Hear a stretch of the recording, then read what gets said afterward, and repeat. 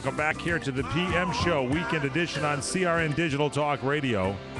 I'm Michael Horn. That, ladies and gentlemen, the one and only Mr. Robert Conrad. You can call us Thursdays when we do the show live at 3 Pacific, 6 Eastern for 2 hours.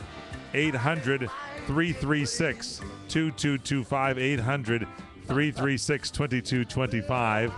And, of course, the email address rconrad@crni.net. That's rconrad@crni.net. Yeah, that was that little girl you saw on camera. That was our producer. She's terribly talented, very hardworking, and very young.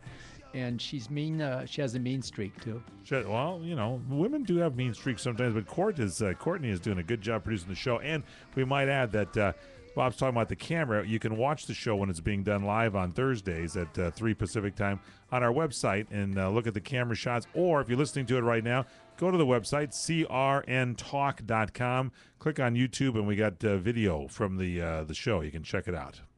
Oh, how nice. I'm glad you brought all that to everybody's attention. Now, Gotta let them know. What? I said, we got to let them know. It's important. Well, I know everything. I like your energy level today. Do we go to Scott? Yes, we do. Okay, Scott, what's going on, man? Hey, Bud, I won't keep it, but I do have a couple questions here for you. Scott, don't worry about it. You're a new caller. I can tell by your voice. You sound like James Cagney. Well, thanks, Bud, but I have called you before. I called you the week when you were going over to Connie's house for the veterans dinner. Oh, okay, yeah, sure. Now I remember. Okay, go ahead. What's up? But anyway, you still sound like James Cagney. I don't care. Thank you. I thought I kind of sounded a little bit more like Robert Colt, but thank you. No, not Robert Colt. All right, what's up? Anyway, my first question here for you: did you and Phoebe and Michael and Ross ever jam after shooting? I mean, sing. Who was in that cast of that group that you mentioned? Well, Michael Dunn, Phoebe Doran, Ross, because you all have musical talent. I was just curious if you guys kind of... Ross was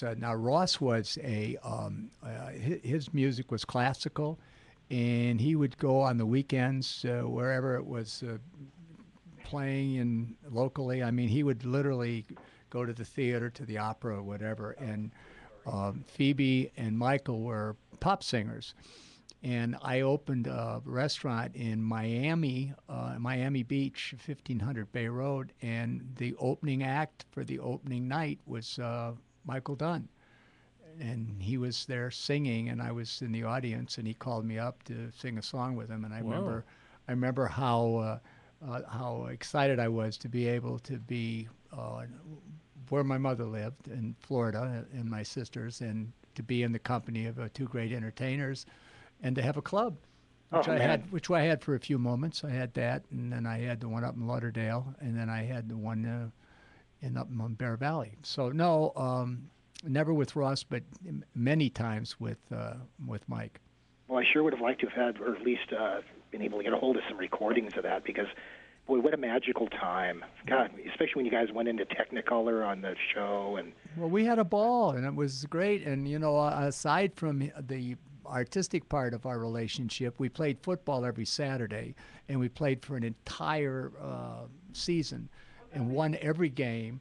And it was one studio against another studio, like Warner Brothers against Paramount, Paramount against CBS, and so on and so forth. And Michael wanted to partake in that, and of course he was 3'8", weighed 78 pounds, and he didn't know that. He thought he was 6'2" and weighed 200 pounds. But in any event, we had to figure out something so he could be a part of the team, yeah. The team. So we got a golf cart for him and made him a referee. Well, it's just totally great, man. And he was cruising around the football field, in a golf cart. Totally, man. Yeah. Well, anyway, one last thing. One of the greatest effects I've ever seen was you with the dart going into concrete, and it barely penetrated. It would hold you and a woman. Yes, and? Oh, just totally, man. I mean, I got to look back on that and putting the stick of dynamite under the bucket. Yeah, I could say the only thing I could say about that whole experience that it serves that thing is still so popular. And I didn't realize at the time that I would be talking about a show that was on 40 years ago. And it is a wonderful opportunity, and I am blessed that I got an opportunity to do the show, and thank you for watching it. Well, believe me, man, and it was a great time to be a kid. Anyway, you and Michael, take care, bud, and just good talking to you. Thanks, man. Yeah, thanks for Scott. calling again. Bye-bye. I appreciate it. 800-336-2225, a line open, 800-336-2225. You worked with the legends of our time, Cagney, James Cagney. If Yes, you don't you know who did. James Cagney was, a lot of you don't. Look him up, get a movie of his. He was, what was that movie he did? Something Heat. White Heat. White Heat. Yeah. And he gets on top of this thing and ends up burning himself. And he looks in the camera and he says, "Look, Mom, I'm on top of the world." Do you remember that? Yeah. It was awesome. Anyway, can you recall someone like that who particularly kind of influenced you? Or how about not kind of influential? All right, that's cool. And with Red West's connection to the Memphis Mafia, did Elvis ever pay you a visit? Or if so, what was that like? Thanks again for those adventures. And it's Ray in Toronto. So, Ray, let me tell you, Elvis, the first time I met Elvis was on a football field, and I just knew him as a singer. I mean, who played football. And he was a running quarterback, and in the line he had Red West. Oh, what an experience that was.